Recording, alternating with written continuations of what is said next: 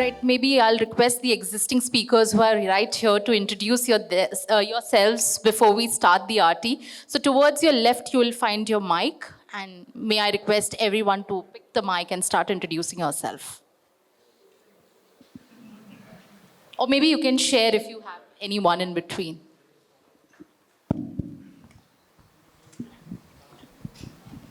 Yeah. Good afternoon all. Sure, sir. Go ahead. I am Nanda Kumar from Toyota Gosai South India Private Limited. We are a Tier 1 to Toyota and So Maruti. you can hold it like this, maybe. Yeah. Hold it like this, near to your chest. That's right. Okay, we are the Tier 1 to the Toyota and Maruti. And we majorly manufacture of the interior parts and the safety parts. Right. That's all. Thank you. Sure. Welcome, sir.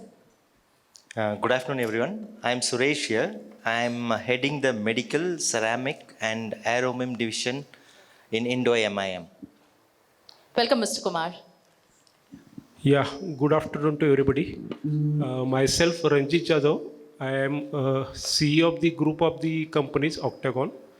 We are in the technology of the metrology, is the science of the measurement, and we are the 100% import substitution. Thank you. Very warm welcome, Mr. Jadhav. You can pass on the mic. Yeah, good afternoon, everyone. My name is Rohit Isaac. I'm from Tech Mahindra. I head AI and automation for Tech Mahindra. My focus is around healthcare, and I want to interact, engage, and discuss with all of you. Thank you. Welcome, Mr. Isaac. I am Harsha. I lead the electronics, semiconductors, and mobiles automation business for TEAL. TEAL is a part of the Tata Group, and we are one of the leading system integrators in the country. Welcome, sir.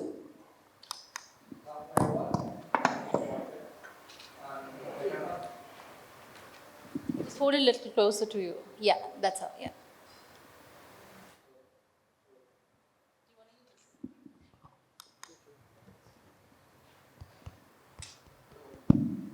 Hello.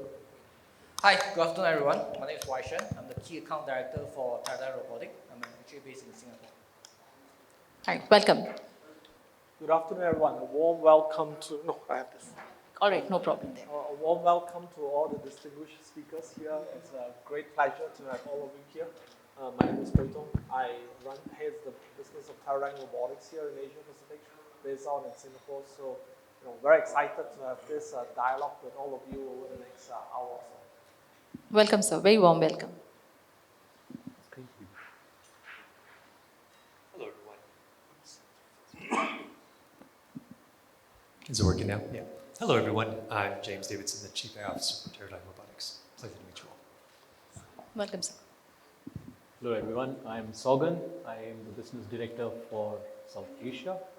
I look forward to interacting with all of you on this platform. Thank you. Sogan, I could barely hear you. Okay. If you can hold it closer. Okay. I think that's better. That's much better. I'm Sogan. I'm the Business Director for South Asia. I'll be happy to interact with all of you in this platform. Thank you for that. No problem. I know it's post-lunch and I'm just trying to warm up, so that we all get back to the discussion mode. We got your message. Loud and clear. Thank you. No problem. Hi everyone, my name is Nidhi Goyal. I head operations at Tata Indian Institute of Skills. The easiest way to remember is we are to skills what IIT is to engineering and IIMs is to management. And we are powering skilling for manufacturing and EV and hope to scale up beyond that.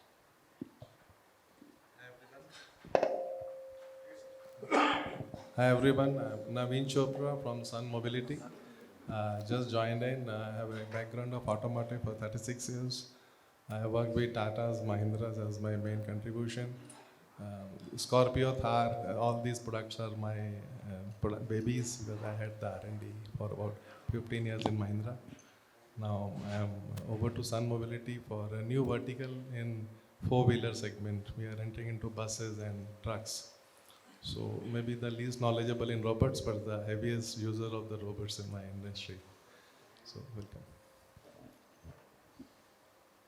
Hello everyone, my name is Smitha Rao. I'm founder and director of Ojas Quest. I was part of CII Robotics and Automation Working Group and led the IT and IoT applications for robotics. The report has been published in December 2025. And basically a technical person, OPC Foundation accredited expert, and something on the OT layer is my expertise. Thank you all, ladies and gentlemen, for that warm welcome and introduction as well. Without further ado, we have already wasted half an hour, but nonetheless, we can cover the ground. So this is me, Nisha Shukla, Associate Editor of ET Manufacturing. I will be your moderator for this session. And as we all know today, we are discussing about the next chapter of productivity, empowering people with automation.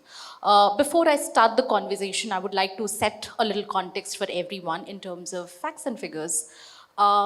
India's manufacturing and logistics sector is at an inflection point today, as you all know. Talking about globally, especially in terms of when you see why it is at an inflection point, it is because of rising cost, it's because of supply chain challenges due to China plus one strategies. That's the reason why we've been, looking for a more push towards automation. So the concept of automation has now evolved from nice to have to must to have, right? Globally, if you see, more than 5 lakh robots are installed every year. But when I talk in Indian context, there are 50 robots per 10,000 workers, which is very less. However, it's also less in comparison to other countries like Japan, China, Korea. Talking in terms of AMR and COBOs, globally, the demand for COBOs and AMR is growing at between 20 to 30%. Again, that is driven by the push for flexibility, for quicker operations, and for safety as well. So today, we'll be discussing about the next push for productivity or the next chapter of productivity as to how COBOs or your AMRs or your automation can be a helping hand and help the humans to do the human-centric task, which is decision-making, right? So I'll just start. I'm not delving into the question right now, but I just want to put one question to everyone out here. In the next 5 years, the next biggest productivity gap will be between the companies who have adopted COBOs and AMR and those who are still, waiting to adopt. Where do you see your organization heading? If everybody can tell us about that. Or maybe if 3 or 4 of us can talk about it. Maybe, so we can start from you. And probably we'll go to Nidhi. Ladies first. Sure, Nidhi, go ahead. Well, given that we are into skilling, right? So we typically anticipate what the industry needs and we try to hear from them what kind of talent, they see the most supply gap for.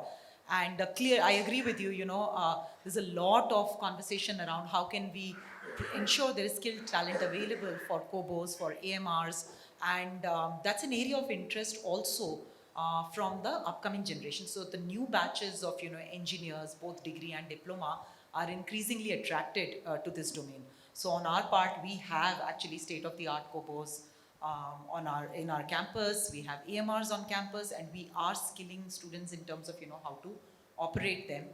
The good thing is that we recently also, for the Gujarat state, as there were the preparation for world skills, the state level finals for AMRs were also organized on campus. And so in general across the state also we are seeing that increased awareness and across not just the state but across the country, the increased awareness that we need to collaborate. Cordoning off workspaces is not going to be as productive as when humans and robots are able to do things together. It's faster, reduced time. Human beings are able to focus on value-add work instead of pick and place, etc. kind of movements, workflow, material movement, etc. So we've definitely seen that. What's that one challenge you see with students today when it comes to embracing automation or when it comes to learning robotics? Do you see any challenge? The challenge is that they don't have enough avenues actually, so in terms of interest, we almost always, for automation robotics, we always have a pipeline of interested students that we are unable to meet immediately, right? Because we have to run small batch sizes if we want to do a fair job. So I think that is the bigger challenge. So we need to have enough trained manpower to train others. Right. But do you see any sort of an interest in the students to opt for these streams? Because I've heard that mechanical engineering stream, there are very less students who are opting for that. So the mechanical engineering stream is actually now seeing a revival. Absolutely. Thanks to cleaner shop floors and more automation and robots on the shop floor, because I think that is what had kept students away. Everyone wanted those nice air-conditioned environments and clean desks, right? So this year, and in fact, just last week we were in a meeting with the Gujarat Education Department, and they've actually increased the number of seats in manufacturing in multiple colleges across the state. So that was truly a heartwarming data to look at. So yes, mechanical is seeing a revival. That's lovely to hear, Ms. Goel. So your viewpoint on that. So I look it from a user's point of view, and while I agree that we need more of these automation processes, but coming from an automotive background, if I when we see Tata or Mahindra, we are at a level where we produce components. But when we see down below the level of components and aggregates, we have tier 1, tier 2, tier 3, tier 4 level, at times even tier 5 level of suppliers. And why robotics is not gaining importance or automation? Because when we think only of bigger giants like Tata's, Mahindras or other such organizations. We don't think of those tier 1 to tier 5. Tier 1 also may be level to afford, but 2, 3, 4, 5 today cannot afford, not even in next 5 years. This is my personal assessment. I may be a little bit here and there.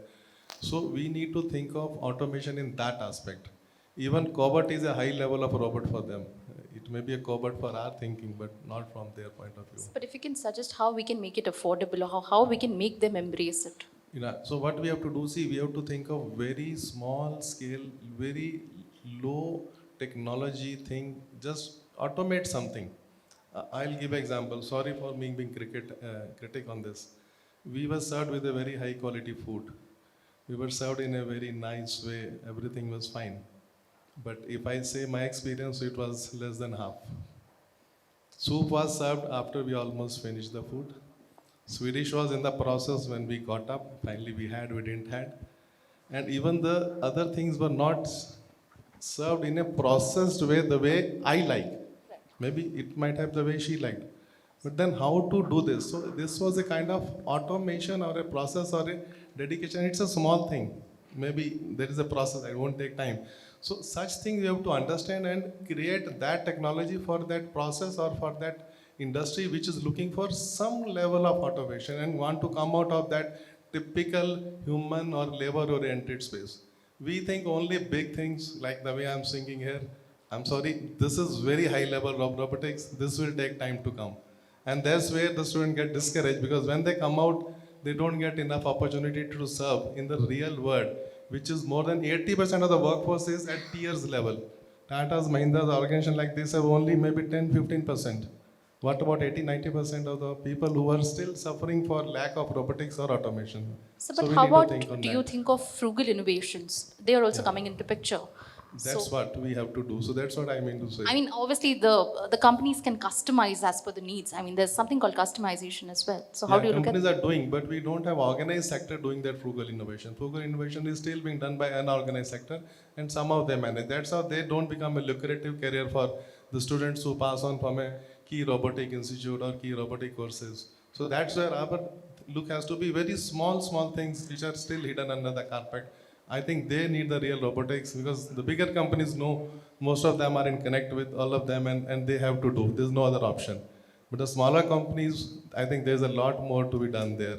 And that is more than 60, 70, 80% of Is cost bothering you or what is it? No, it's the thinking. It's the mindset. We are not thinking. We as a robotic manufacturer, we as automation expert, we only think big companies. We don't go to them. Like it's not a cleaner shop floor there, but they need that. So it's only a cultural shift where the big robotics giants have to think little below the level that they are also our users one day or the other. Then really you will get down to the floor. That's my thinking on this. Thank you. Just how if you want. I would like to share a different perspective on this. Even my thought process was robotics and automation is not for a small scale industries, before I really got deeper into this topic when I was about to do the report. And I was surprised to know, I'll give an example. The reason I was getting into the Teradyne Robotics is they had that Shruti Industries, which is a maybe 12 manpower company, which they are developing, they are producing some automation tools. Very small, their workforce itself is 12 people, especially women, not highly educated, they are not engineers. And they bought the cobot, and initially they bought only one, but in the span of 6 months or 1 year, they bought 6 of them, and their productivity increased. It was a real world use case. For me, it was very surprising because I didn't see it. Like when I looked into that, I always felt that obviously robotics is expensive, and that's the reason it was included in the case studies. So I feel what worked for them, I feel is one is we need to realize that automation or a technology is user is not an engineer. So there's a layman person, so you have to adapt to their need. So that was taken care. Second thing is they had a repair and center, everything. So in India we are very cost sensitive market. So if we buy once, we want it for till we die it should work. That's our expectation. So and at least repair and so if you consider all those things, still it's not always the cost.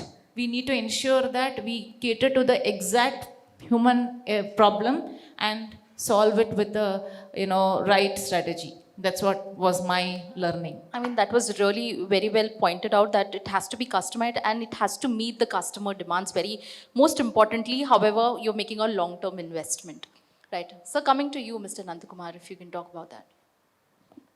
As initially we also thought the robots and cobos are expensive. So we have just started using already many cobos and robots and as well as the AMRs. Okay, this is like a continuity of the work, whatever is there, just it's reducing the man of the thing. Generally we use the AMRs for the trolley movements, even not it is pulling. It's almost like a 200 kg of trolley need to be pulled by human being. It is a stress factors. There we use AMRs. The only thing on the AMR this is the range of the safety, everything is the range of when you go the higher vehicle, because it is not plant is not built for the AMRs or this thing. The existing plant we want to use it. There my truck is also coming. There it has to go. Somewhere that range of sensing. The AMRs is not able to sense. They sense in the lower level only, not sensing in the upper level. So somewhere the safety factors we need to consider, because if we want to use in the existing shop, we want to use it means we should think of a range of sensing. The top level also to be sensed, bottom level also to be sensed. Related to cobos, we can't able to fully go for assembly and all those things where the tedious process like screwing, assembling, all those things, just we can think of using it, all those things. That is also repetitivity and split the jobs. Assembly fixed by human and screwed by all these things by cobos. So to what percentage your productivity has increased with cobos in picture or with AMRs in picture? The AMR is no human is removed. Because some just. I mean, the repetitive tasks have been taken care of, but what's the percentage of productivity that you have experienced? 30 to 40% is increased because repeatedly some screws, whatever, the times is reduced. There's no split of the work. Earlier also split of the work that human used to do it. Now the split of work, the tedious job is given to cobos and other simple jobs is given to human. So that's 30 to 40%. So what are they doing now? So what are they busy doing? What are the humans doing? Assembling the parts. Some of the parts are assembled and just place it. It just goes there, pick and place, and the cobos is picked as well as the assembled with the screws. What are the screws pick and assembled? And somewhere of the clips, since we are the automotive parts suppliers where the clips is used to assemble. It's a tedious job. Point taken, sir. So it's almost like 35 to 40 clips has to be put. Remember, one of the areas misses, it is counted in a PPM. So it is like India, what we are supplying is not a lesser volume of the products where the PPMs matters for the companies. The PPMs will hamper on your quality and everything. So this is reduces. So your perspective, very quick and short, because we have the other questions also to take up. I come from a company where we manufacture precision engineered parts, and we supply parts to medical, basically like colonoscopy, endoscopy. It's a high-end surgical devices we manufacture. So there is no point of 6 sigma ppm. I mean, 3.4 defects are no more acceptable. It should be 0 ppm. zero defects, because one defect is one patient. So we, yeah, exactly, one life. So what we do is we inspect the parts 100%. We introduce a lot of robots in the process and ensure that 0 ppm and the product quality is 100% right.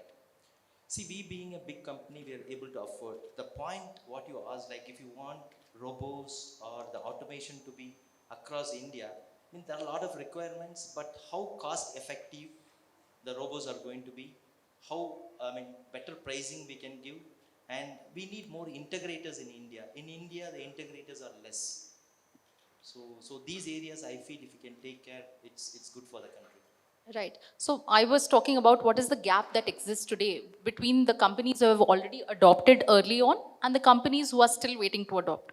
So where does your organization stand? See, we almost like, we are in the process of automating. I mean, I would say 50% or 60 to 70% of our operations are automated.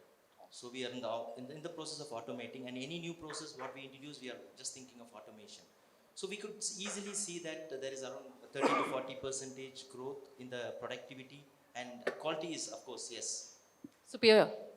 Superior, that's what Superior, definitely yes. Has it affected your workforce also?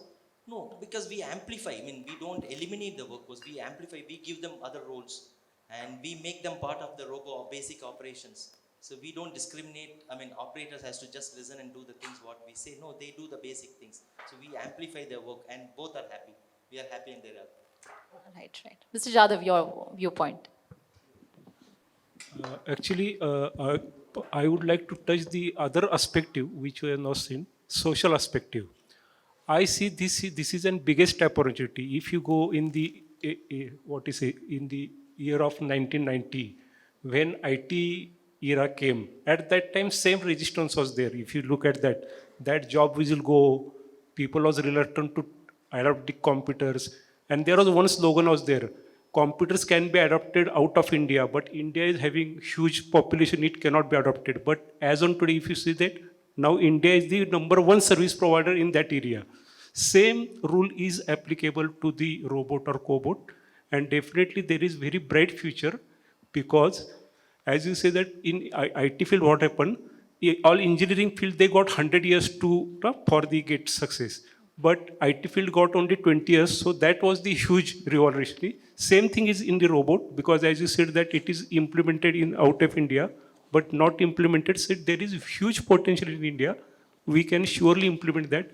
Only thing that we need to follow what IT field has followed: incubation center, education the people, and you have to demonstrate that, and you have to start. This is the slow process. It is like starting the train. So train cannot take the speed immediately. It will take some time.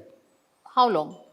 Roughly how long do you feel? I think next 5 years, means by the way India becomes superpower, India cannot become superpower because without robots. So the same speed we can take definitely. And it is already now the industries are coming, that semiconductor industries are coming, and lot of things are there. And I will say that, okay, this is we are talking about industry, but I have seen lot of houses in India, in my friends, where for the cleaning of the floor, robots are normally used. And it is used by the senior citizens, for your information. So this is why people are educated, but only thing that there is question of triggering, or what happens now, if 10 people buys, 11 person will buy. So this is some psychology of our Indian peoples. Absolutely. So it has to be tried and tested and then deployed. पहले इस्तेमाल करो, फिर विश्वास करो. Right. Coming to you. Yeah, so I come with a different perspective, right? I come from the software services side of things. So for us, in principles, they're all similar, right? Productivity, ROI, and all those aspects. But I think for us, one of the key things is also, talent acquisition knowledge. I think that's where we're kind of using our bots, right? To keep key resource knowledge in a digital form, right? And utilize that where we de-risk it against a resource. So I think the logic is more towards that we try and focus on, apart from ROI and productivity. I come from an industry which actively promotes automation as a system integrator.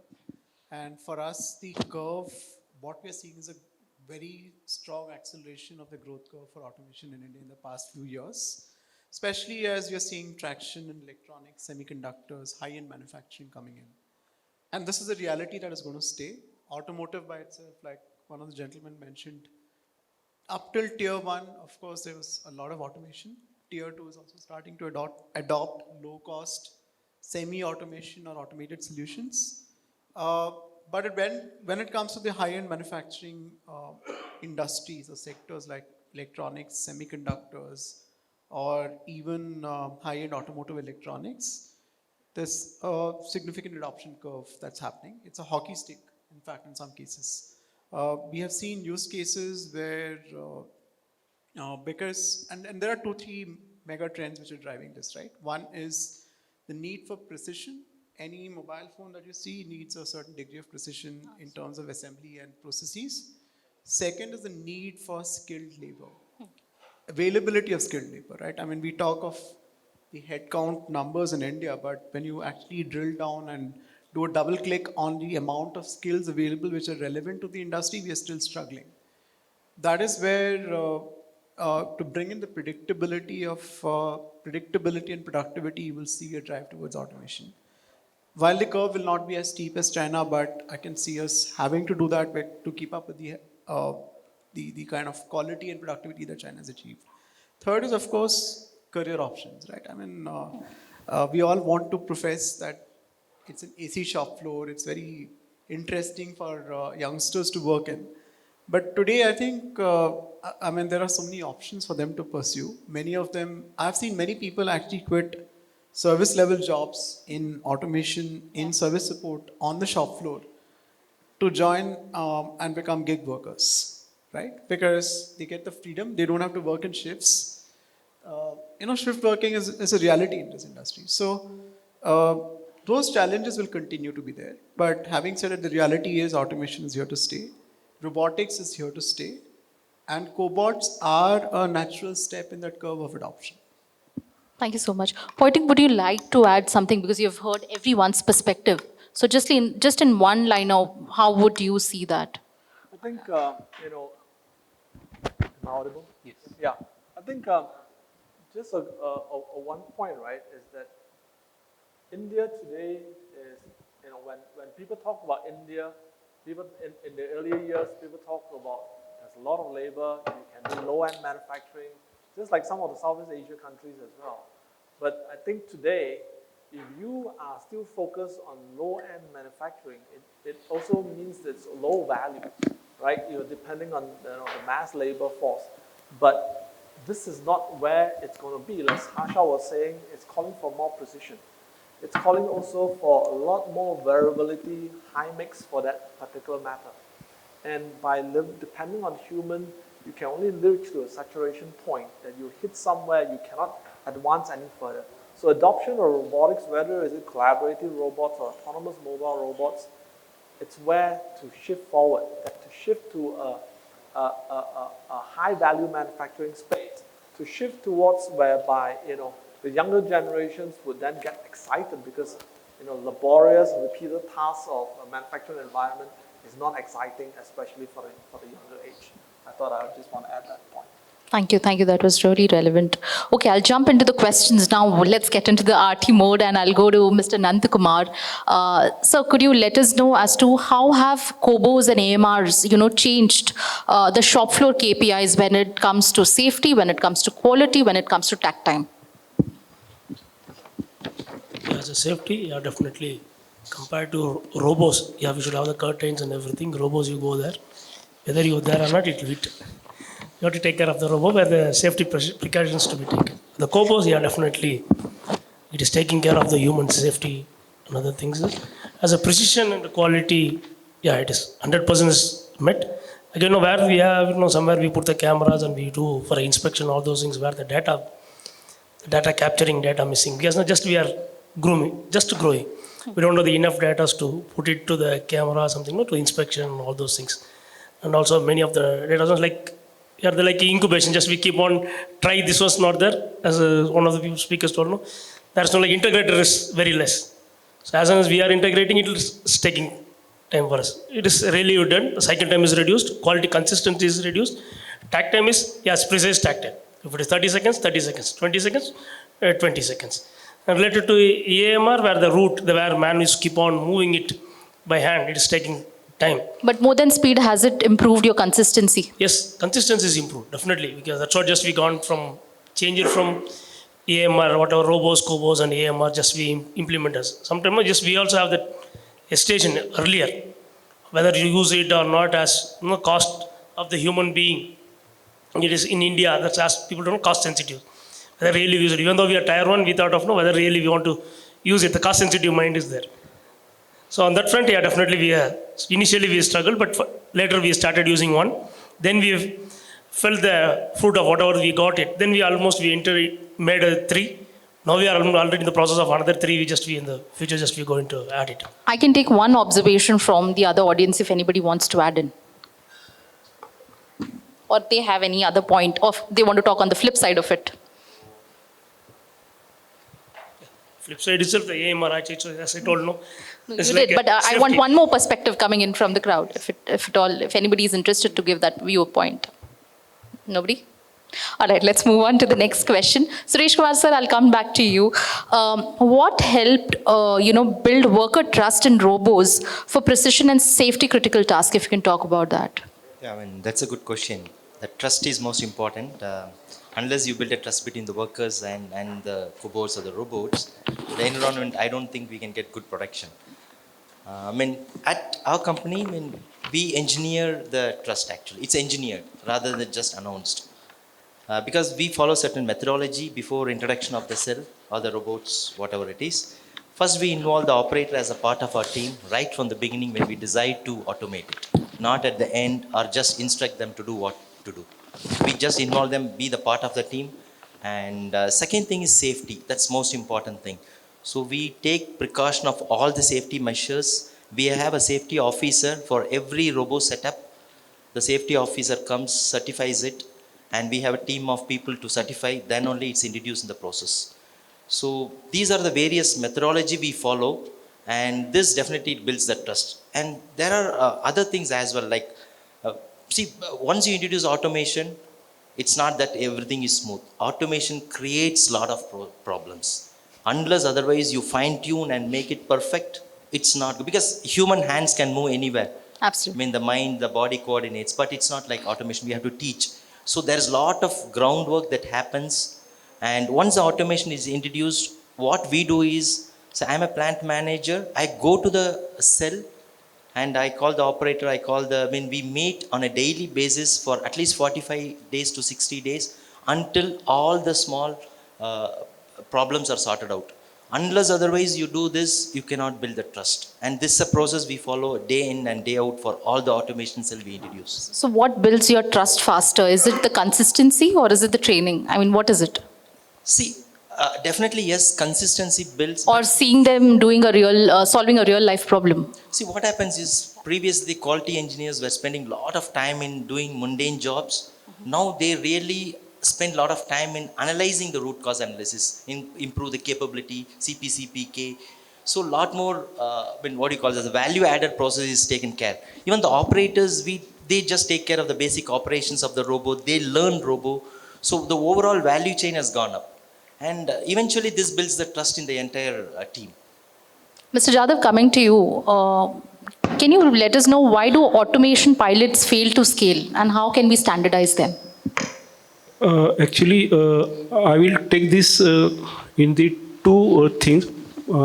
First, I will say that industry should learn instead of customizing the people, they should customize the machines. But actually today it is vice versa going on.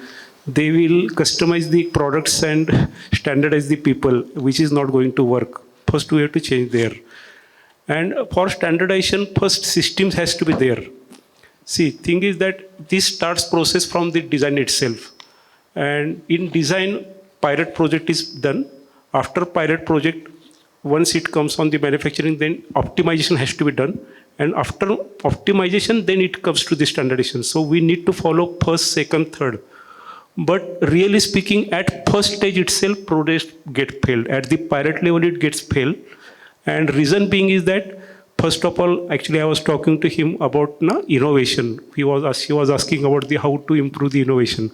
So I am not talking about globally, but in India particularly, innovation got very less importance, because even today we are the service provider. We are not the research or manufacturers, origin manufacturers. So we need to focus the mindset, and this initially it should start from the society. This is the missing, because one thing in India, businessmen are not seen as a respected persons. Like out of India, they are seen as the respected persons. So we need to change that thought process also. And why this pilot project fails, there are two reasons are there mainly. Because we focus on that, because that is the root cause analysis there. Two reasons are there. One is human created and another is the human nature. I'll come to that human nature. Human nature is that normally nowadays life is simple, but we make it complicated. In our real life also, same thing is there, same replica is also there. Even small projects are there, they will try to more so much technical, and then it goes into vain. Second point is that people are always reluctant to the change. It is the human nature is there. These are the two things are there. So we need to address these two things. And another point is that normally people focus on the target. Nobody focus on the processes to follow that. As he mentioned that we was focusing to attend the panel meeting, but we was never focusing on going through process. And actually, if you want to really enjoy the life, you should focus on the process, you enjoy the process. And once you start the enjoying the process, outcome is going to be good. So this is the human nature we need to improve.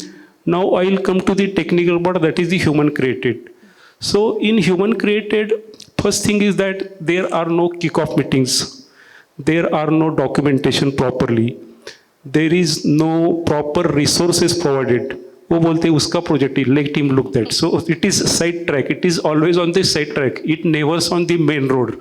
It is not focus. So it is क्या बोलते हैं, there only who are remaining. Oh, okay, he is not having work. Let us put on that job. So that type of resources are not provided. So professionalism is totally missing. So it has to be given professionalism. Team leader is not there.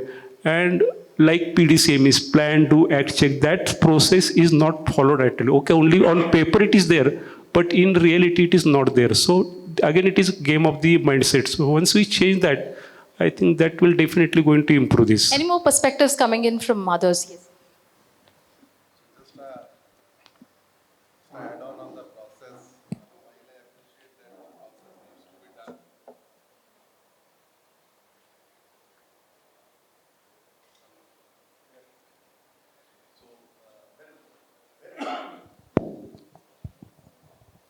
So just taking over his point, continuity, why process are not respected? Because now I'll almost done with my career. I have seen in entire corporate or anywhere, the people who deliver are respected. And we all know somebody has to deliver to get respected. The process people never deliver in a way, because they are a part of the journey, they are part of the support system. And they are not they are always at the background. If I'm a project head, I say I deliver Thar. But it's not only me. There's a chain of people who have delivered on the process front, design front, many front. So that is the reason. So what he said, the mindset has to be changed, the culture has to be changed of respecting the process. And then once you carry on the process, the things will keep improving and finally the goal will be achieved. But in that process, the journey, the time, the amount of effort, energy we spend will be again a player labor journey rather than only fitting at the end of the goal. So the process is, I think all of us understand how do we Pointing, you have anything to add? Is it likewise back in Singapore as well? Well, I think it's very much team effort actually. You cannot put the task or the project into one specific department. It involves everyone to come around to make it successful. There's a lot of details, there's a lot of also the targets, they are also important. And circling back to talking about trust, right? HR needs to be involved as well if you want to put robotics into the production plant. And why? We have one customer in Thailand, and that customer today have about 300 of Teradyne Robotics robot installed. Half of it is universal robot, the other half is actually the mobile industrial robot piece. This journey started about 6-7 years ago, and the initial was that production operator, about 8,000 of them, were thinking that all these robots are going to take away their job. In the evening, they actually try to sabotage the robot by taking a hammer and whack on it, right? Then HR came in and put a very big banner and says that please don't sabotage them. They are here to help. And guess what? After a period of 6 months of awareness and working together with the robots, the operators come back and say, can we have more robots? This is a laborious, repeated task that I don't want to do. The robots can take over, right? So what I'm trying to say is that it involves the whole company to get to that vision. The CEO or the plant head needs to have that big vision, and eventually everyone has to come together. It doesn't belong to just one individual department. It belongs to everybody to move the project forward. That's my perspective. Point taken. But Ms. Goyal, today, yes. today Sure. we all know in every corporate there's one department which is known as automation or robotics. The rest all are away from it. They don't want that. That's where So we have to work on that. That's where automation cannot go far if it belongs to the automation department. I have another customer in Taiwan, whereby because of automation and eventually they become lights out, right? They even redesign the product, the output of the production floor, the actual product itself, to allow for automation. Like for example, they were doing some kind of a PCB board and they have some kind of ribbon cable insertion. The original design was available for humans to do it, but because they want robots to do it, they actually redesigned the product to allow the robots to do the insertion. The outcome of it is you get better performance, better quality, less mistakes, less wastage. Everybody wins. But the R&D department has to come in and redesign the product to support the automation initiative. That's a big thing. Ms. Goyal, coming back to you, a lot of people-centric conversations we had right now, coming to the skills point of it. So what new skills will define the future shop floor, and how can reskilling scale fast?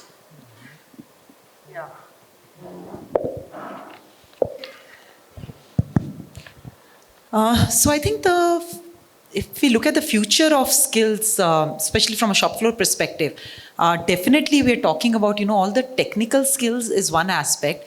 But like we spoke about, earlier, human beings have to get better at problem solving, because if the machines are doing the repetitive work, somebody has to also cater to, the servicing requirements of the machine, the technician, the problem solving if there's an issue in the line. So understanding things from a process perspective, understanding problem solving and collaboration amongst teams in order to make this more productive and get better first pass yield. I think those are the skills that are also going to be in focus, and that's what we're trying to focus on. Reskilling is, I really don't know how it can be scaled up very quickly. I don't have a good answer to that. It is, like I said, the whole challenge is that you don't have enough people to train, at that quality. And so it ends up being a slower process. So unless we are able to decentralize, skilling, to say that across the country there are multiple pockets where high quality skills are easily accessible, the scaling up process slows down. But the good news definitely is that companies are very open to reskilling. We've also, even though we are situated in the western part of the country, but we've been having conversations with multiple companies from across the country wanting to invest in their people and reskill them. So I guess those are the positives to the big challenge that we have. Absolutely right, Ms. Goyal. I'll put another question maybe to everybody in the forum. Are we reskilling our operators enough, or we are just hiring new talent? Hello. Actually, I would like to answer this question. Actually, I think one point is raised here, that is the HR department, or nowadays it is called as the people and culture. It has grown up. HR department is grown up department is people and culture. So they more respect, they see different human being differently, and they see that machines are the resources. So here I think HR or people and culture department can add one category of robot, because robot name itself came from the name compulsory labor, from it drives the robots. So they must add one category in the HR department, as we say that managers are there, then fitters are there, assistant managers are there. Like that, compulsory robot or compulsory labor, they should add that category, and there also see the purpose of that. And on that purpose, board or the management should take the decisions, and that way it becomes the incorporated as the human as a industry culture. I think just want to add on, right? HR department is actually a business partner. It's not so much of the execution of the operation of paying salary and stuff like that, right? If they can play that role as a business partner and then matching towards rescaling with that initiatives, I think it will transform a company. Point taken. Coming to Mr. Rohit Jacob Isaac, how should CXOs build an ROI case beyond cost, including safety and resilience? I think mainly it comes down to skills, right? So we use the term similar to cobot, right? The human in the loop, right? So everything cannot be done with AI and automation today, right? And you need to supplement the human skills with additional skills around it, and that's where I think we see a lot of efficiency. So the process improves. So I'm not just talking about, again, I go back to ROI and productivity. The process improves, consistency improves, quality improves, right? And so from that perspective, you also de-risk, skill-based knowledge and so forth. So I think that's where, a CXO would look for things. Primarily internal facing, the CEO would look for operational efficiency, and the CEO will look for outcomes for his end clients, right? So I think that, but I just want to add a point to what most folks are saying, right? So what I've seen in this automation field is ownership. So I think the ownership comes from the folks on the ground, right? It's not pushed by an external team. I think that's a very difficult thing that we see throughout, including the software sector, right? So ownership never comes from the team within the delivery team or the endpoint, right? They all feel threatened, I think, and so that's why we bring in a lot of innovation councils and rewards and ideations and so forth, and we encourage them to be part of the whole automation journey and ownership. So I kind of think the automation idea and the ownership belongs to the person who brings the idea, not somebody who's pushing it. So that's how we try to encourage. Point taken. Any more perspectives? You want to add? You want to add? James, you get a chance. So I'm just going to talk about.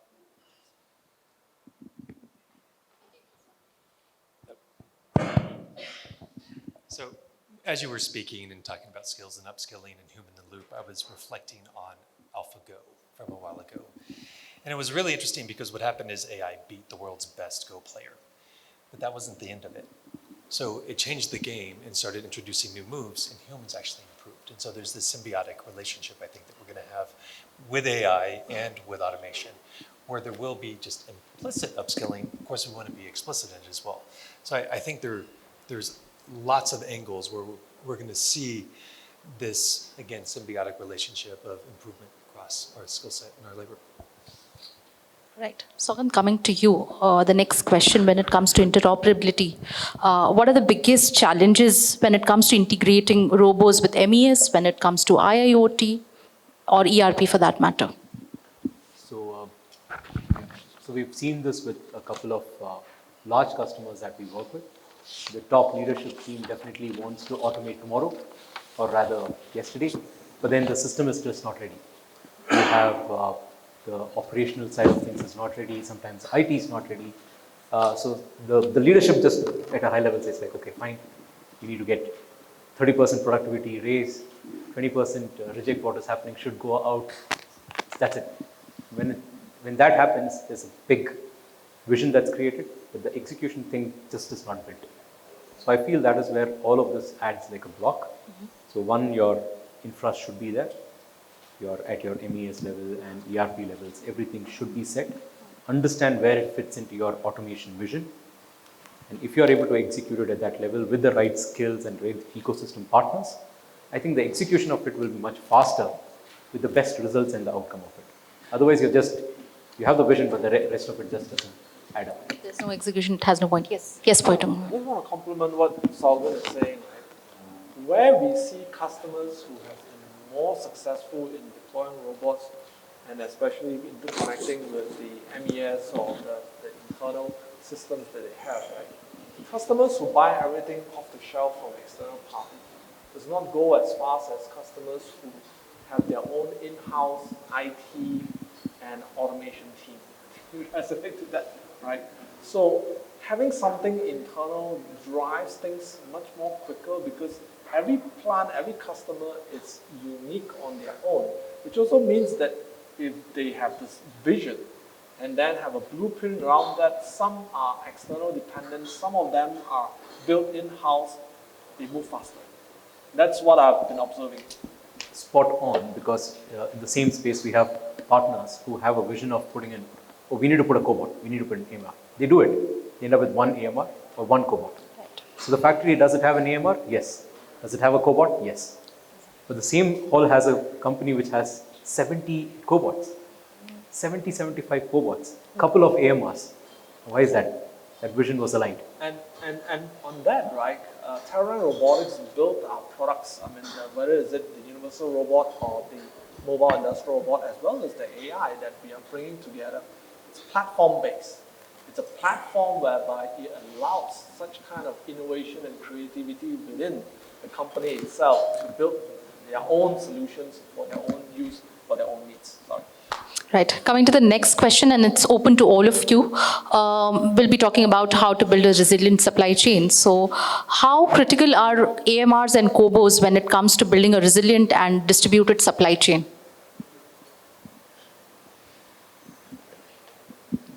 It's a must-have. It's given. See, I think by the sheer nature of the product, this means it will have a resilience because human being versus any form of machine, whether it is robot or anything, will have no sympathy, empathy. It is purely dedicated to the work. Absolutely. While it is negative, it is positive. So in terms of resilience, yes, a lot of things has been taken up and they really ensure. But on the back of it, if we are looking at, there was an earlier question whether we are de-skilling or skilling the resource. So they would be resilience if they are backed by a proper team of experts or those people who have the idea how to run the show. As we discussed that it's not only the installation of a particular equipment, it's the maintenance and then everyday meeting on the shop floor, then only you can achieve, because I think this is the highest level of robotics or any automation which we can see in any kind of medical equipment. So that's our highest peak, but everybody has to tend towards that and it has to be backed not only even, you can imagine the kind of machines or automation they are put in would be the best. Still they need to go every day on the shop floor, talk to people, talk to machines also, because you have to understand the machine. When we say in Japanese, gamba, go to the site, talk to the spot. You're not talking to the floor, but it means you're putting yourself on that situation and understanding how that so-called poor robot will be feeling when he's doing The day in, command day out, has to be the right. same thing. So he has to follow the commands. So all those things are built in while the resilience is there, but human intervention is still needed to make it happen. Any more perspectives? We are seeing that given how geopolitics is changing the nature of commerce, a lot of our customers are looking for resilience and flexibility in the supply chains. And by nature, if you have human capital employed in factories, it's not very easy to have that flexibility. So let's say the tariff changes to 20% somewhere and today it becomes 50% and you want to switch on a factory somewhere else. It's not easy to train manpower in 2 weeks and get it up and running. So especially in high volume throughput, high precision industries, you've seen that customers want the flexibility to be able to switch on and switch off when required, independent of the availability of manpower. And that is where robots, cobots, efficient or automated material supply, material management systems help a lot. And many of our customers have, we work with fairly large customers where they have standardized protocols, practices, where it's easy to plug in and plug out depending on the geography that you're in. Only that your supply chain needs to shift, your component supply chain needs to shift towards that geography. So today, if you're talking of supply chain resilience, with extreme localization, you need this kind of expertise because you cannot, literally you're living in a world where everything changes with that beat. So you need to be prepared for these kind of supply chain events. What sort of expertise, if you can highlight, any one or two? So, let me give you an example, right? there are electronics manufacturers who switched from China to India, back to China, and now back to India, depending on how the tariffs played out. And that would not have been possible. One, of course, they had a basic trained, base of trained manpower to run these lines, but couldn't have been possible if it was not for automation and robotics. Right. Pointing you want to add? I'll give the rest some chances to add. I think I've been speaking quite a lot. Any more perspectives? All right, moving on. Now, I'll put a question to James Davidson. How close are we to, self-optimizing our factories?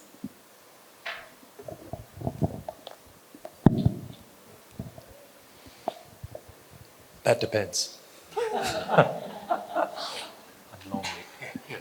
The end. No, I think anybody who tries to predict the future with AI is just pulling a number out of the hat right now. I think, there are worlds, or there are ensemble paths of our future where AI continues to make drastic inroads. And I think in those versions, we're going to get much closer, because orchestrating an entire factory is incredibly complex. There are people in research land playing with these right now and trying to get these agents to deal with all of these diverse systems with diverse data and start to optimize over them. But it's very preliminary. And of course, anytime you start leveraging AI for optimization, multi-agent optimization, there's a lot of complexity that goes into that. So, I would love to say it's next year. And if we get to ASI, maybe it will be. What sort of infrastructure would be needed to make these factories self-optimized? It's data. We have to have connectivity and data. All of the machines need to be collecting data. And I don't really like this word, digital twin, but that's really what we need. That's going to work out. And which specific region or which specific country you see progressing in this field? Or whom we should look at in terms of self-optimized factories? Do you have any? So I think that we are seeing a lot of push from, honestly, the Bay Area with technology out. The adoption, I think we're seeing a little bit more in Europe, trying to really push on this, obviously, with some of the big industries there. Point taken. I have a follow-up question again for you. So will human in the loop remain essential, or will the lights out factory scale? I think that's another important term that we need to discuss, lights out factory. So I think it's about a transition. We have seen some lights out in some places in some very limited domains. And again, it's about how do we get there? And right now, I think human in the loop makes a lot of sense, because having this fallback mechanism, especially with AI, where you can escalate up to resolve some of these extreme cases, ensures that you reach your quality and your throughput and everything else. Over time, I think humans will be less and less involved and take less and less, maybe even be much more remote. And so I think we'll eventually converge. But yes, I think human in the loop and the intermediary is going to be needed. Any more perspectives? I want something from the Indian perspective on this particular topic, if anybody wants to comment. You have to disagree with me. I completely agree with you. See, we have to build it up. We have to build it up slowly, gradually, and keep working on it. It's a journey, I'll say. It's a little long journey. But surely it's going to come up. Sure. We will see a day when self-optimization will become a norm of a day. And beyond that also we'll start looking. But it Harshvardhan is very keen on answering that. I have a disagreement on where the source of innovation is coming from, actually. It's not coming from the Bay Area. A lot of it is coming from China. Absolutely. I mean, a lot of the innovation in manufacturing is coming from our neighbors, and it's much faster. I mean, I've been in the valley and I was in China also. I mean, the speed at which China is moving things is incredible. Perhaps there are lessons for us also in terms of how to adopt and learn from them. But in terms of optimization as well, we have seen the entire, I'm sure you've seen the spectrum from 40% automation to 100% lights out factories in China. And that's where the curve is. I'm pretty sure we don't have a lights out factory in India as yet. How soon? I think it's going to be a reality in the next 2 years. There will be some pilot, some innovation. And which sector will be doing that? I think high end. I can't predict. Mostly it will be electronics, semiconductors. But see, the economics doesn't work for these sectors right now. When you get higher end electronics and semiconductors is when the economics starts working, where volume and cost of the product starts superseding the need for manpower. Naveen, sir, do we see that coming into automotive? See, automotive is actually the last in the queue because we always have been lagging in terms of automation. We focus on the product. We focus on the customer satisfaction. When you drive automotive and automobile, so you just want to feel what the vehicle is. And to be very frank, at many places we are going back to some manual modes like touch screens. We have all screen, but the new upcoming models are coming with the back with the knobs. Because people have realized touchscreen are not giving that feel. Especially I come from SUV industry. They really want the old, rugged, robust knobs, gear levers and all. Even the automated things which were levers earlier, they're bringing back the gear lever for automation. So it's a mix. While it is automated, but the face still wants to be there. So what I'm saying, in terms of automation, the process level, yes, we need all this because the processes has to be because earlier, if you see the old cars, you run 100 kilometers and then you have to stop, put water. That's where I started driving car. But today we don't want that. So how we can bring quality is through automation only. So automation per se on the process will need this and they are building it up. You see Tata's Mahindra, they have gone into manufacturing 4.2 and they're still working on. So we are now catching up on the race. Earlier we were late because no customer pays us for even a single stop on the road anytime during the operation for even 1 lakh kilometer or 10 lakh kilometer. So automotive word has to catch up, it's still not there. Because when I said automotive, it's not only the OEs. Tier 1, 2, 3, 4, 5, they're still not, they're very, very far off. And my again request to the robotics word would be please focus on them, dedicate some frugality and some automation for those. Then really we'll get the feel and benefit. Suresh, so you want to add, how about your sector? I second Mr. Harshvardhan. Actually, we can learn a lot from China. That's what personally I have seen how the speed at which China is growing and the speed at which the products are manufactured, it's much more compared to maybe Bay Area or Europe. It's very faster. So I think no, we have to equip ourselves. And most important thing is we keep on saying that we don't have enough resources. But I think as a leaders, we have to trust the young engineers and put them in the work and give them more targets. Train them. Because I don't think HR can do it. I feel every department heads have to take the responsibility because we cannot throw the problems to the one who doesn't even know what manufacturing is all about. So I think it's very important that every process owner has to take and train. If I'm good at something, I should take responsibility to train the fresh engineers. I have to tell something. In our company, we take all fresh engineers because we don't depend only on the experienced engineers. We don't want somebody to carry the baggage of something which they have learned something wrong. So we train them. Training is most important thing and we believe in that. So that's what is my take on it. But again, then you have to retrain the new set of people who are coming on board. How about that? See, when you have somebody expert in the company, I think training is very easy. Basically, the bigger problem... I'm talking about the newcomers that you are bringing. They are also somewhere freshers. So how do you ensure that they match up with the pace of the already existing workforce? It's very simple. We have a training module. So they go through certain set of trainings and let it be practical as well as theoretical. They go through the process and at the end of 3rd month or 6th month, they're trained.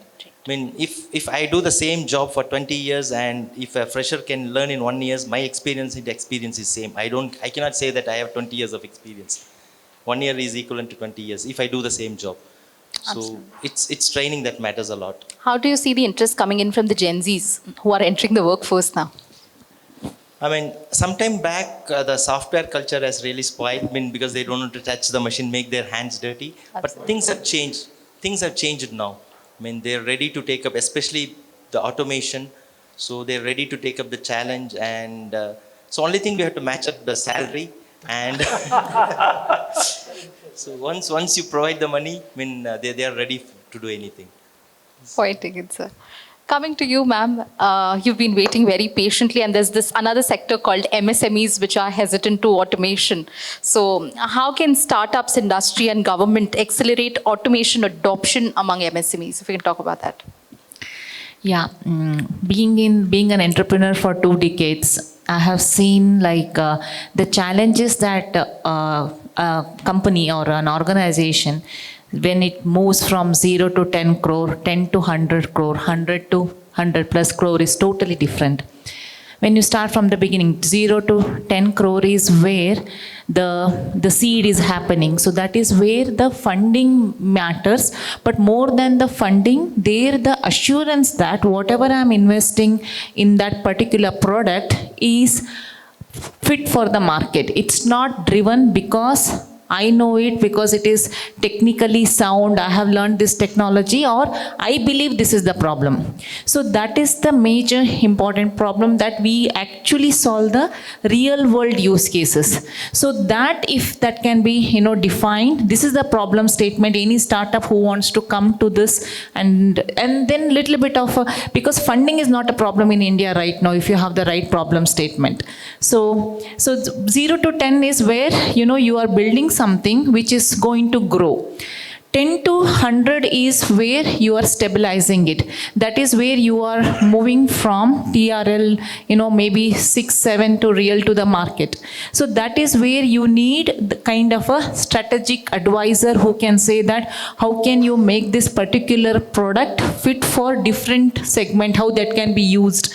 So that brings in management studies, those support if the government can offer to these startups, that would be helpful. But 100% is always about scalability, and I don't think so government should anywhere come there. Instead they should ask for more money from the company to support them for other startups. Right.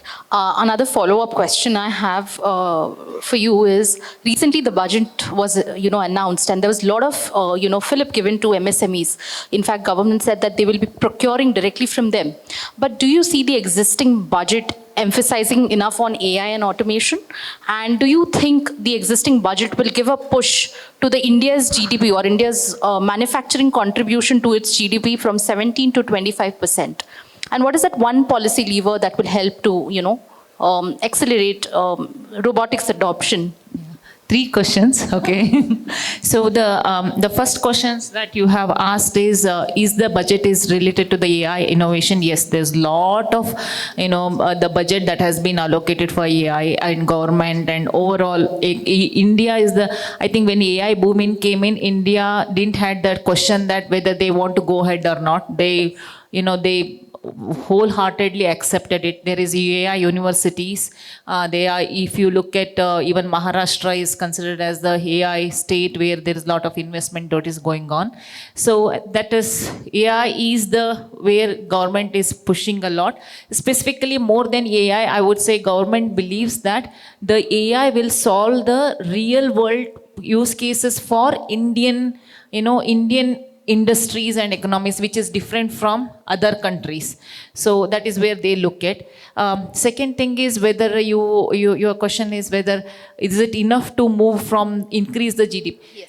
This is very tricky questions, because I feel we are still in the beginning of the, we are delayed. As a country, we are delayed. We are in the beginning of this curve. And if you look at from the investment perspective, there is an investment, but where are we investing is a question. So if you look at from the academia perspective, usually what happens is students will invest. But the thing is, once a student completes their 4 years, they are gone. Whatever the innovation they have done will go for a toss. So instead of that, startup and everyone should have the problem statement, and people should contribute to it, and everyone should have what's in it for them clearly defined. If we do that, then we will be able to. I think we are still figuring it out in that aspect. And with respect to policy making, one thing that can change is, I feel like in the robotics world, I feel it's not the policy, but what I've seen working for European market is like big companies always support MSME companies. They will have a spin-off, which is very common in European countries. They'll have a spin-off for when they know that their organization is growing. They don't want to invest in everything. They themselves spin off some of their workload and make sure that it runs as a separate company with different invest. So that kind of a mindset, if we get in, then I think that may change the perspective. Right now, we don't have that kind of a mindset in India. Any more perspectives coming in from the Indian side in terms of GDP growth, as to how robotics can contribute, or any one policy lever change that we wish to bring into the system? Nidhi, would you like to add?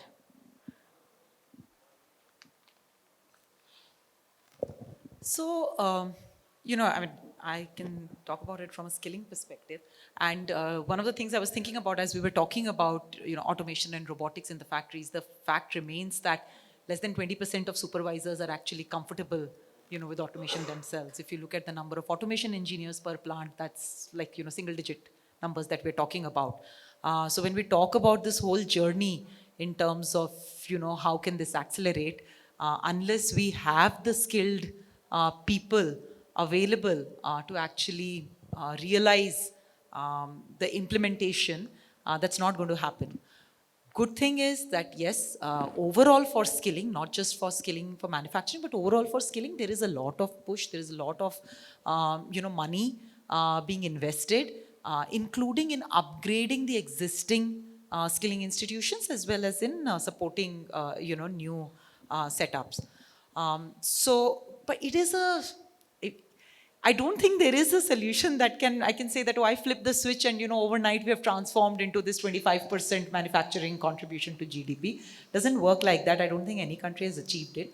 But it is something that, as with a lot of things, you have to be diligent. You have to be consistent in that. And that means that you have to work on the manpower, you have to work on the hardware side, you have to make it more affordable for the MSMEs and the tier 3, tier 4 suppliers to the large manufacturers. So unless all the pieces of the puzzle come together, I don't think we're going to see that answer. So one policy shift, I don't have an answer for that. I can answer you. Actually, it is actually, you only can do that, media. Yes, because Indian people's works, they believe the media. If you promote the news, robots are upcoming technology, robot is It's the coming upcoming. in defense. We have a humanoid coming. So soon, robots will be deployed on battlefield. We're working on that. No, but thing is that now what happens now peoples are not aware of that. So what you think that now what are the robot related news are there? If he able to read one news every day, then mindset gets ready for the next generation. Yes, I have to educate my child for the robots, and that is the only solution. I think there's enough material. The media gives out anything and everything about robotics or automation when it comes to, right? So there were news in between, it's very old news, but though robots are serving, robots are treating patients. So I think there are few awareness that have been made, but Consistency has to be there. Resilient supply chain. but it's the manufacturers, they have to come up with something new though. But although this is very heartening to see that soon we'll be seeing robots being deployed on the battlefield. So I think that's something very heartening to see in the days to come. Poitung, I'm coming to you. You've been waiting very patiently. So what India should do in the next 3 to 5 years to close the automation gap with APAC? Well, I think, if you look at robot adoption, I mean, in terms of robot density, right? Number of robots per 10,000 manufacturing employees, and you're talking about 50 in India. And how to catch up? I think Korea is probably 1,000 over at this particular juncture. That's leading in Asia. That's followed by Singapore and China and then Japan, right? What do they have in common? I think what I see is really value manufacturing. Much of it is in high-end value manufacturing. And the perception or the impression, for India and some of the Southeast Asia countries has really been more of leveraging the huge labor force to do manufacturing, right? So, but I think today the world is very different given the very dynamic, fluid macro environment. Diversification is really needed asked by manufacturers. Do you want to put every plant in China? No, that's the yesteryear story, right? You want to put a diversification. So I think for India, it's really taking this opportunity to be able to latch on to high-end manufacturing. That could deliver more higher value. I think then it creates more opportunity for investment resources that we talk about. It also creates more opportunity to adopt more robots, because simply the expectation of highly precision that Harsha spoke about, the fragile components, the that broad variability, that sort of situation, you certainly need robots to be more adopted. So I think it's time now. It's an opportunity. The way I say it, great opportunity point here. Point taken. Coming to Mr. Chopra, coming back to you. In high-mix, fast-scaling manufacturing environments like EV infrastructure, where do COBOs and AMRs deliver the quickest productivity and reliability gains? So I think we already exceeded time, so I'll say in short, we don't have a choice. Because EVs, you look from the safety point of view, from the quality point of view, durability point of view, handling point of view, any view you take which is concerned with robotics, automation, EV needs that. So we can't afford to be there without this. So very simple answer. Point again. Last two questions left. One is for Harsha and one is for Mr. Lo Vaishin. Harshvardhan, coming back to you, as EMS scales for multiple OEMs, how do you balance innovation for throughput with the need for flexibility and rapid changeovers? So it depends totally on the customer and their product mix. For example, certain customers have, let's say, the concept of you don't want to bake in too much of flexibility into their lines. But if you look at the other set of customers, for example, Android phone manufacturers, most Android phone manufacturers, just to give you an example, they will have a high complexity mix. On the same line, multiple models, multiple brands are made, right? So quick changeovers, the volumes are less, so therefore the amortization of capex is on smaller volumes. But what people also don't realize is when you install robotics, automation fixtures, it also comes with a lot of accessories. So for them, the problem, absolute cost is not on the printer, but in the cartridge. Right. So the cartridge becomes too expensive for them. So it depends on, completely depends on the product mix. Wherever there are high volumes, similar product, SKUs are not too many, then we are seeing rapid adoption. Wherever the SKU complexity is high and there is a need for, and smaller volumes, of course, people have stayed away and they prefer semi-automatic solutions. There are some people who are looking for cobots in those cases. When it comes to high volumes, I mean, no questions asked. Everyone is looking for this. And high precision, low volumes, again, it is a very strong use case where we are seeing adoption.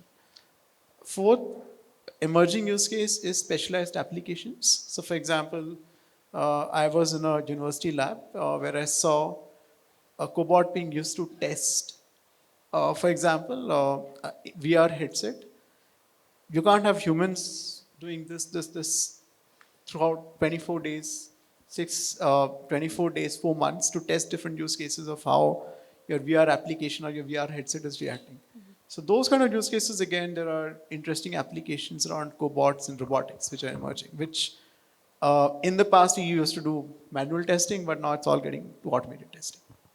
Point taken. That's a very different perspective on that. Moving on, coming to you, Lo Vaishin, how does Teradyne Robotics work with key accounts, if you can talk about that? Sure, definitely. Well, as you can hear from everyone, automation is not as simple, as straightforward as it is. It really involves multidiscipline and very complex. So from the way I look at it, and automation is for a company to actually adopt, it's actually a journey. It's not just one project or two projects that's going to be done in 1, 2, 3 months. It's going to be a journey, a multi-year journey. starts with a vision and you build your building blocks along the way. And this is where we actually see, when you look at from this perspective, you look at it, it's not just about product, it's not just about technology, it's about who you are going to be partnering along this journey, who you're going to choose to actually walk this journey along this. And this is where, again, trust, collaboration is going to be key. So from the way we look at it from Teradyne Robotics, we actually look at our customers as a partnership. So we work with them, we work as a consultant, we work with them close on the ground, understanding their requirements, in taking into consideration their inputs, voice of the customers, incorporating into our roadmap and technologies, and actually even developing solutions with our partners, ecosystems, to kind of deliver the solutions back to them. So in short, collaborative is not just a word that we use on our robots, but also a philosophy that we work with our customers. Just to add on a little bit as well, like we don't have all the answers despite that we are in the robotic space, right? We are also learning from customers as well. We are also taking the inputs from our customers because we cannot be successful by imagining how it should be alone without a partnership and taking on all the inputs coming from the customers. So this is one add-on point that's so good. So one of the reasons why we are hosting a roundtable like this is also to understand that we provide a platform like this to see a lot of end users who've used our cobots, our AMRs, and in large numbers. But as an end user, you also need an ecosystem and a platform to get resources trained. Like Tata Skills could be a great reference point for you to understand what kind of resources you can get trained. Just not from them, but also entities like them. And they have veterans who've done this and for years together. We have system integrators and partners like Teal who can build solutions for you at large scale, just not in India, but across the world, right? And you have new technology building entities like the AI team that we have. So they will be able to tell you, okay, what's next? This is in the past, this is current, and what next? So this whole thing across this table will actually give you a framework to say that, okay, I have these blocks, these have tested, this is what is happening, this is what next is. And the whole framework can be built around it. So that when you're thinking of automation, you just have to talk to any one of us. We will be able to get you to the right contacts who can build you that journey. So that's the reason why we're building it out. And that's velocity. Yeah, that's velocity, correct. All right, we come to an end of a very brilliant discussion with all the august people here, and it is my great fortune that I got an opportunity to moderate it. Thank you so much, gentlemen, for taking out time, out of your busy schedules and making it to the round table today. Your insights were really valuable. One thing is here for sure, that automation is not here to replace people, but it's going to amplify the human capability with data, automation, and AI.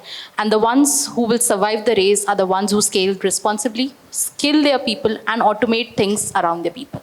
Thank you so much. Just to permit 5 minutes, actually what he said, I have written poem on that. Oh, because great. because always engineering is always very dry, dry area. So I want to add some flavor in that. Please, Irshad.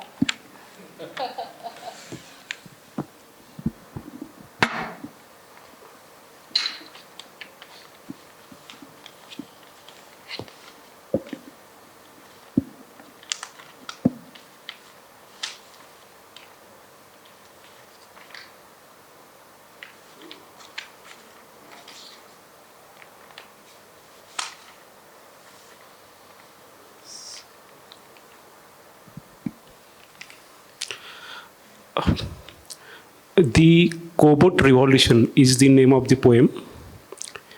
Once automation was steel and code, now intelligence lights every road. Not just machines, but people empowered, each human potential now fully flowered. From closed rooms to open skies we rise, where human dreams and robots synchronize. From rigid machines to mind that think, Cobot lift us to the future's brink. From capex plans and local gain to global strategy and digital brain. From inspection to foresight bright, Cobot gives quality a thinking sight. Beyond factory, beyond four walls, across ecosystems, progress calls, where MSME and giants unite. Cobot makes innovation a shared right. Collaborate, open, go beyond, operate smart, transform bold. This is Cobot, the future we hold. Wonderful, wonderful, wonderful. Thank you so much for putting that much of effort, and indeed it will be a shared dream when both our MSMEs and both, the giants come together for this shared dream. All right, thank you so much, gentlemen.